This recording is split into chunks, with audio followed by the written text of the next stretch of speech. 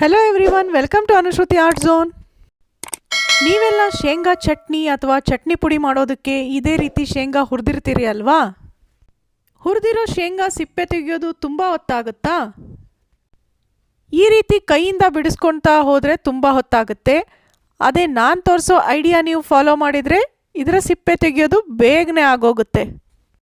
ನೋಡಿ, ಅದಕ್ಕೆ ಮೊದಲಿಗೆ ಒಂದು ಮೊರದಲ್ಲಿ ಸ್ವಲ್ಪವೇ ಹುರಿದಿರುವಂತಹ ಶೇಂಗಾನ ಹಾಕ್ಕೊಳ್ಳಿ.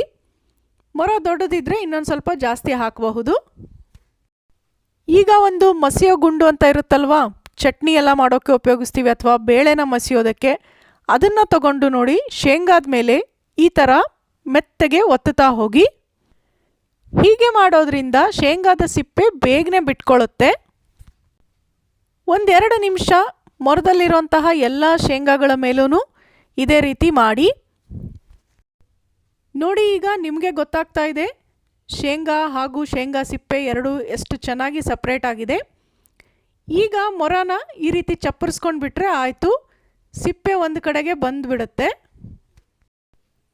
ನೋಡಿ, ಒಂದು ಮ್ಯಾಟ್ ಮೇಲೆ ನೀವು ಈ ರೀತಿ ಚಪ್ಪರಿಸ್ಕೊಂಡ್ರೆ ಎಲ್ಲ ಸಿಪ್ಪೆ ಮುಂದೆ ಬಂದು ಬೀಳುತ್ತೆ, ಶೇಂಗಾ ಪೂರ್ತಿ ಹಿಂದೆ ಉಳಿಯುತ್ತೆ. ಇದೇ ರೀತಿ ಉಳಿದಿರುವಂತಹ ಶೇಂಗಾನೂ ಕೂಡ ಇದೇ ಪ್ರೋಸೆಸ್ ರಿಪೀಟ್ ಮಾಡಿ. ನೋಡಿ, ಒಂದು ಶೇಂಗಾದ ಸಿಪ್ಪೆ ಕೂಡ ಉಳಿದಿಲ್ಲ.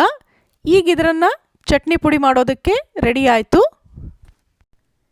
ನೆಕ್ಸ್ಟ್ ಐಡಿಯಾ ನೋಡಿ, ಬಾಳೆಹಣ್ಣು ಕೆಲವೊಂದು ಸಲ ತಂದಾಗ ಪೂರ್ತಿ ಹಣ್ಣಾಗಿಬಿಟ್ಟಿರುತ್ತೆ.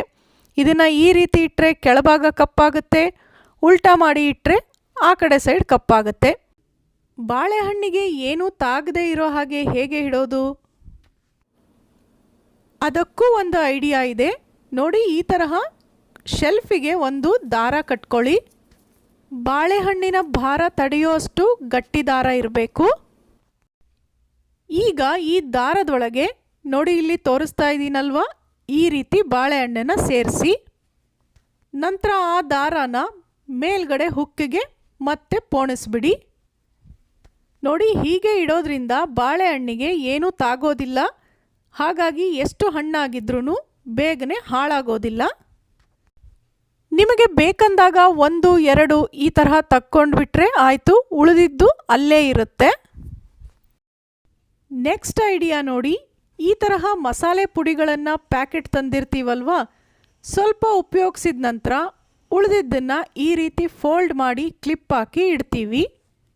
ಆದರೆ ಹೀಗೆ ಇಡೋದ್ರಿಂದ ಮಸಾಲೆ ಪುಡಿಯ ಘಮ ಹೋಗಿಬಿಡುತ್ತೆ.